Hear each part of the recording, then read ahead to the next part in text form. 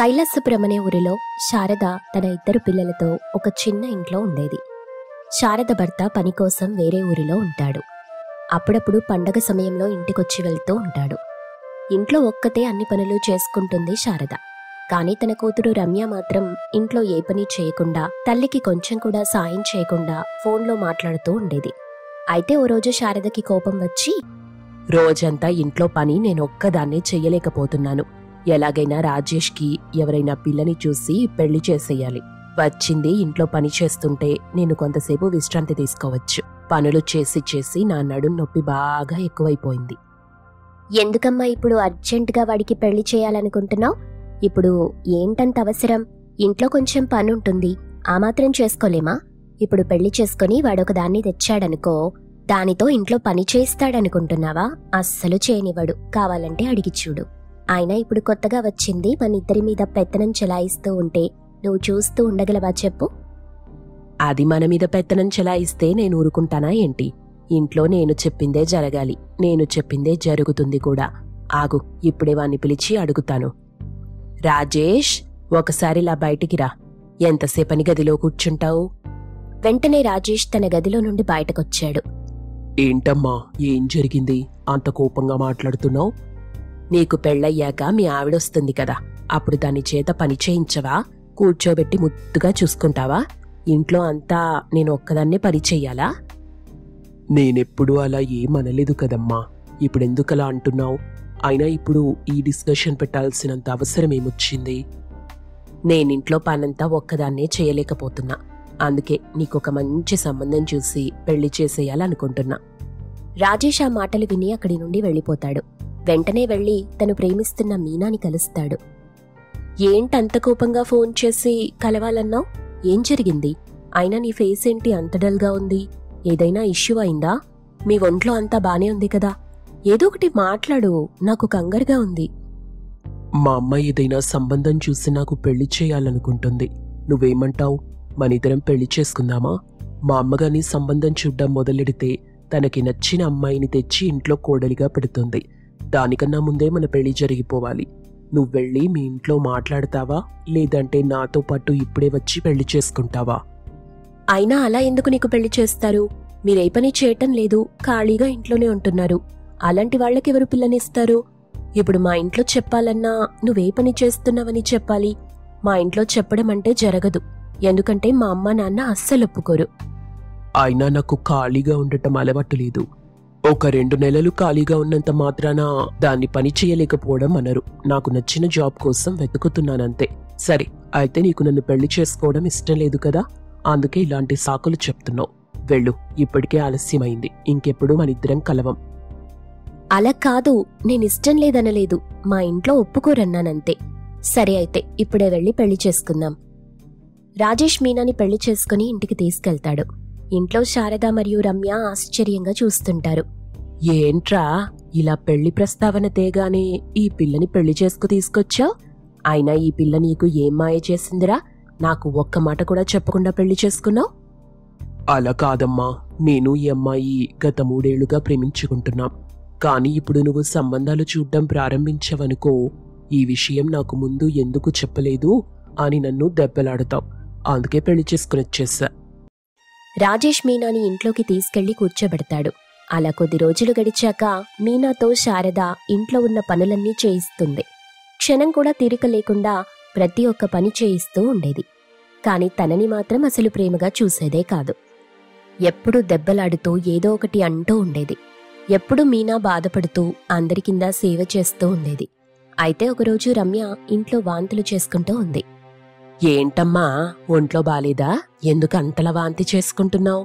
ఈ పనికి మాలిన మీనా వంటల వల్లే నీకు వాంతులవుతున్నట్టున్నాయి. ఇప్పుడే వెళ్ళి డాక్టర్ని తీసుకొస్తానుండు. నువ్వు కంగారు పడకు, విశ్రాంతి తీసుకో. శారద వెళ్ళి డాక్టర్ని తీసుకొస్తుంది. డాక్టర్ రమ్యని చెక్ చేస్తారు. డాక్టర్ గారు, మా అమ్మాయికి ఏం జరిగింది? పొద్దటి నుండి ఒకటే వాంతులు చేసుకుంటుంది. మీ అమ్మాయికి ఏం కాలేదండి, తను ప్రెగ్నెంట్, అందుకే వాంతులవుతున్నాయి.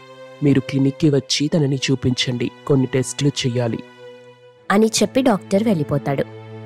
మీనా మరియు శారద ఆశ్చర్యంగా రమ్య వైపు చూస్తుంటారు. అసలు నీకు ప్రెగ్నెన్సీ ఎలా వచ్చింది? ఎవడు వాడు? కనీసం తల్లిని నేనున్నాను కదా, నాకైనా చెప్పలేదు నువ్వు? నేనొక అబ్బాయిని ప్రేమించాను. తన వల్లే నేను ప్రెగ్నెంట్ అయ్యాను. ఈ విషయం నాకు ముందుగానే తెలుసమ్మా. కాని వాడు నన్ను పెళ్లి చేసుకుంటానన్నాడు. తర్వాత వాడు నన్ను పెళ్లి చేసుకుని వాళ్ళ అమ్మ నాన్నలతో ఉంచుతాడంట. నాకేమో వేరుగా ఉండటమే ఇష్టం. అందుకే నేను వదిలేశాను వాణ్ణి. ఏం చెయ్యాలో అర్థం కాక నీకు చెప్పడానికి భయమేసిందమ్మా. అయ్యో, ఇందులో భయమెందుకమ్మా? అసలు నీ తప్పేముంది? నువ్వు భయపడకు, కంగారు పడకు, విశ్రాంతి తీసుకో. నీకు కావలసినవన్నీ మీనా తెచ్చి నీకిస్తుంది. ఆరోగ్యం జాగ్రత్త. ఈ సమయంలో ఎక్కువగా విశ్రాంతి తీసుకోవాలి. నేనిప్పుడే మార్కెట్కి వెళ్ళి నీకోసం జీడిపప్పు, బాదం పప్పు తీసుకొస్తాను అని చెప్పి రమ్యని విశ్రాంతి తీసుకోమని, మీనాని వంట చేయమని చెప్పి శారద అక్కడి నుండి మార్కెట్కెళ్ళిపోతుంది. ఇంతలో రాజేష్ ఇంటికొస్తాడు. మీనా టీ పెట్టుకుని వెళ్లి తన భర్త దగ్గర కూర్చొని మాట్లాడుతూ ఉంది. ఏవండి, మీకొక విషయం తెలుసా? రమ్యకి ఒంట్లో బాలేదు. పొద్దటి నుండి వాంతులు చేసుకుంటుంది. అవునా? మరి డాక్టర్కి చూపించారా? డాక్టర్ ఏమన్నారు? అయినా అమ్మేది ఇంట్లో లేదు, ఎక్కడికెళ్ళింది? ఇప్పుడు తనకెలా ఉంది? మీ అమ్మగారు వెళ్లి డాక్టర్ని పిలుచుకొచ్చారండి. డాక్టర్ వచ్చి మీ చెల్లెల్ని చెక్ చేసి తను గర్భవతిని చెప్పారు. అవునా? ఈ విషయం మా అమ్మకు తెలుసా? డాక్టర్ వచ్చి చెప్పాక ఇప్పుడే తెలిసిందండి. మీ అమ్మగారు మీ చెల్లిని అడిగారు అసలేం జరిగిందని. తర్వాత ఆ అబ్బాయి పెళ్లి చేసుకుని ఇంట్లో హౌస్ వైఫ్గా ఉండాలన్నాడంట. అందుకే మీ చెల్లి తనని వదిలేసొచ్చేసింది. ఈ విషయం తెలుసుకున్నాక మార్కెట్కి వెళ్లారు మీ చెల్లి కోసం జీడిపప్పు, బాదం పప్పు తీసుకురావడానికి. అవునండి, నాకొక విషయం అర్థం కావట్లేదు. ఇంత పెద్ద విషయాన్ని మీ అమ్మగారు తేలికగా తీసుకున్నారేంటి? మీ చెల్లెల్ని ఒక్క మాట కూడా అనలేదు. ఇంత సపోర్ట్ చేస్తున్నారేంటి? తను చేసింది తప్పు కదా. ఇందులో మా చెల్లి తప్పేముంది? తనకి నచ్చినట్టు తన లైఫ్ ఉండాలనుకుంది. ఇంతలో ప్రెగ్నెన్సీ వచ్చింది. నాకు తెలిసి తను చేసింది తప్పేం కాదు. నువ్వెక్కువగా ఆలోచించకు. తనకేం కావాలో అన్నీ చూసుకో. ఇంతలో శారద ఇంటికొస్తుంది. నా కూతురికి పొద్దటి నుండి వాంతులవుతున్నాయి. నువ్వేమో ఇక్కడ కూర్చొని ముచ్చట్లాడుతున్నావా? తనకి నచ్చింది వండి పెడదామన్న బుద్ధి జ్ఞానం లేదా నీకు? అని మీనాని కొట్టడం ప్రారంభిస్తుంది. మీనా వెంటనే వెళ్లి ఏడుస్తూ వంట చేయటం మొదలెడుతుంది. వంటంతా అయిపోయాక శారద మీనాని వెళ్లి రమ్య కాళ్లు నొక్కమంటుంది. మీనా భయంతో వెళ్లి రమ్య కాళ్లు నొక్కటం ప్రారంభిస్తుంది. గర్భవతి అయిన ఆడపడుచు కింద పనులు చేయలేక రోజురోజుకి విసిగిపోతూ ఉండేది మీనా. ఒకరోజు మీనా రమ్య కాళ్లు పడుతూ, నాకీరోజు కాళ్లు చాలా ఎక్కువగా నొప్పి పెడుతున్నాయి. నువ్వు కొంచెం గట్టిగా నొక్కు, అర్థమైందా? రమ్య, నాకు వంటగదిలో కొంచెం పనుంది. నేను కొంచెం సేపు వెళ్ళి పని చేసుకునొస్తాను. తర్వాత మళ్ళీ నొక్కుతాను. రమ్య ఈ విషయం విన్న వెంటనే లాగిపెట్టి మీనాని కొడుతుంది. ఈ విషయాలు రాజేష్కి ఎంత చెప్పినా పట్టించుకునేవాడు కాదు. ఎప్పుడూ తన పనిలో తనుండేవాడు. ఇలా రోజురోజుకి విసిగిపోతున్న మీనా అనవసరంగా రాజేష్ని పెళ్లి చేసుకున్నానని ఫీలై ఒకరోజు ఇల్లొదిలి పారిపోవాలని నిర్ణయించుకుంది. అనుకున్నట్టే ఒక రాత్రి ఇల్లు వదిలి వాళ్ల అమ్మా నాన్న దగ్గరికి వెళ్ళిపోతుంది. జరిగిందంతా తెలుసుకున్న మీనా వాళ్ల అమ్మా నాన్న మీనాని మళ్లీ వాళ్ళింటికి పంపించకూడదని కోర్టులో కేసు వేద్దామని నిర్ణయించుకుంటారు. వాణి ఇలా అంటుంది, ఏవండి, మనకు పెళ్ళయి 3 ఏళ్లవుతుంది. ప్రతిసారి ఎండాకాలం అత్తయ్య మావయ్య ఇక్కడికొచ్చి ఎంజాయ్ చేసి వెళ్తున్నారు. ఈసారి మనమే అత్తయ్య ఊరికెళ్దామండి. ఏంటి నువ్వు ఆ పల్లెటూరుకొచ్చి ఉండగలవా? నీకు ఏసీ లేని క్షణం కూడా ఉండలేవు. అలాంటిది అక్కడ ఏ కంఫర్ట్స్ లేకుండా ఉంటావా? ఎందుకుండనండి? అసలు ఆ పల్లెటూరి వాతావరణం ఎంత బావుంటుందో. పొద్దున్నే కోయిల రాగాలు, ఇంటి ముందు ముగ్గులు, పాడి పంటలు. ఆహా, ఆలోచిస్తుంటేనే మనసు అంత పులకరిచ్చేస్తోంది. ఇప్పుడు అలానే పులకరిస్తుందిలే. ఒక్కసారి అక్కడికి వెళ్ళిన తర్వాత ఒళ్ళంతా పులిసిపోతుంది. నా మాటిను. నేను ఈ సంవత్సరం ఎండాకాలమంతా కూడా రోజు అత్తయ్య దగ్గర చిల్లుకొట్టాలని అనుకుంటున్నాను. నన్ను తీసుకెళ్తారా లేదా నన్నే వెళ్ళమంటారా? సరే, ఇంత చెప్పినా కూడా నువ్వు వినడం లేదు కదా. అలాగే వెళ్దాంలే. లగేజ్ అంతా ప్యాక్ చేసుకో. రేపు పొద్దున్నే బయలుదేరదాం అని చెప్పాడు వాణి భర్త అయిన రఘు.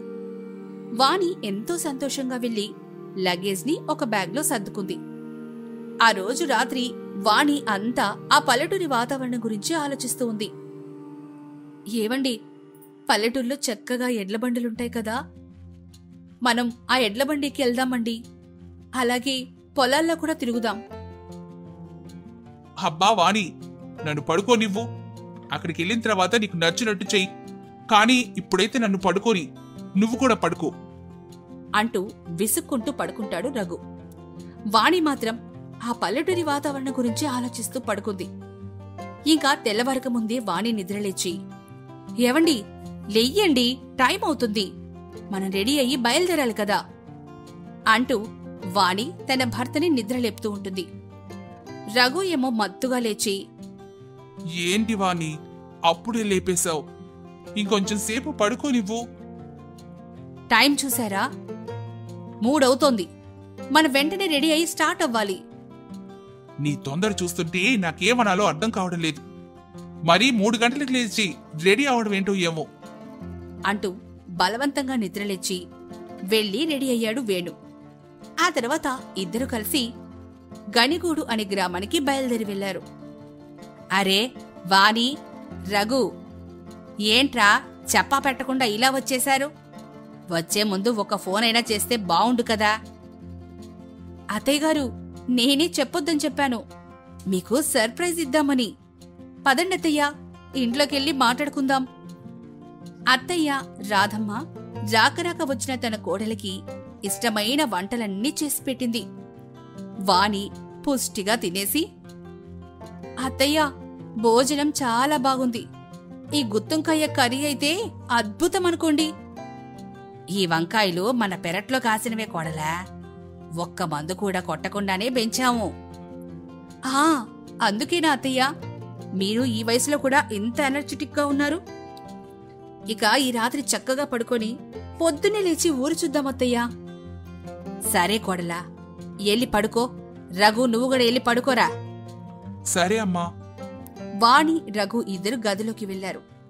కొద్దిసేపటికి కరెంటు పోయింది. ఫ్యాను తిరగడం ఆగిపోయి ఉక్కపోతైతే స్టార్ట్ అయింది. ఇదెక్కడి ఉక్కపోతండి అసలు? ఈ కరెంటు వస్తుందా లేదా? ఇదేవి సిటీ కాదు వాణి, ఇలా కరెంటు పోగానే అలా రావడానికి 10 నిమిషాలు రావచ్చు, లేదా ఉదయాన్నే రావచ్చు. ఏంటి, ఉదయం వరకు కరెంట్ రాదా? అమ్మో, ఈ ఉక్కపోత ఒకటనుకుంటే ఇప్పుడు ఈ దోమలు కూడానా? ఏవండి, ఏదో ఒకటి చెయ్యండి, నా వల్ల కాదు. ఏం చేయడానికి లేదు, ఇదిగో ఈ విసనకర్ర తీసుకొని ఊపుకో అంటూ వాణి చేతికి ఒక విసనకర్రని ఇచ్చాడు. ఇక చేసేది ఏమీ లేక వాణి ఆ విసనకర్ర ఊపుకుంటూ ఉంది. మెల్లగా రఘు నిద్రలోకి జారుకున్నాడు. వాణి కూడా ఎలాగో అలా నిద్రపోతూ ఉండగా తనకి గోడ మీద బల్లి అరవడం వినిపించి గోడవైపు చూసి, అమ్మో బల్లి, బల్లండి, ఏవండి లెయ్యండి అంటూ వాణి భయపడిపోతూ రఘుని లేపడానికి ప్రయత్నం చేయగా రఘు మాత్రం లేవనేలేదు. ఆ బల్లి ఎటువైపు వెళ్తే వాణి అటువైపు చూస్తూ భయంగా ఆ రాత్రంతా బల్లినే చూస్తూ అలాగే కూర్చొని నిద్రపోయింది. వాణి, వాణి లే, ఇదేంటే కూర్చొని నిద్రపోయావు? అయినా పొద్దున్నే లేచి కోయిల రాగాలు, ఇంటి ముందు ముగ్గులు చూస్తానని చెప్పి ఇంకా నిద్రపోతూనే ఉన్నావేంటే? రాత్రంతా ఆ బల్లి పడుకోనివ్వలేదండి. మిమ్మల్ని లేపుతుంటే మీరేమో బకాసుడి లెక్క పడుకున్నారు. సరే సరేలే, లేచి రెడీ అవ్వు. అమ్మా వాణి, నువ్వు పాడి పంటలన్నీ చూస్తానన్నావు చెప్పావంట కదా, రా వాణి వెళ్దాం. వస్తున్నా అత్తయ్యా, పదండి వెళ్దాం అంటూ ఎంతో సంతోషంగా రాధమ్మతో నడుస్తుంది. రాధమ్మ తనకి దారి పొడవున కలిసిన వారందరికీ కూడా తన కోడలు వాణి అని పరిచయం చేస్తూ ఉంటుంది. అలా వారు ఊరు దాటి పంట పొలాల దగ్గరికి చేరుకున్నారు. వావ్, ఇక్కడ ఈ ప్లేస్ ఎంత బావుందో అసలు! ఎంతైనా పల్లెటూర్లా సిటీ ఎప్పటికీ ఉండలేదు కదత్తయ్యా. ఆ సిటీలో ఎక్కడ చూసినా పెద్ద పెద్ద బిల్డింగ్లు, వెహికల్సే. ఆ సౌండ్లు, ఆ పొల్యూషన్. ఇక్కడ చూడండి, కనుచూపు మేర పొలాలు, పక్షుల రాగాలే అంటూ వాణి చుట్టూ చూస్తూ ఉండగా తనకి కొద్ది దూరంలోనే కొన్ని గడ్డివాములు కనిపించాయి. వాటిని చూసి, హరే, అవి భలే ఉన్నాయే, ఏంటత్తయ్య అవి?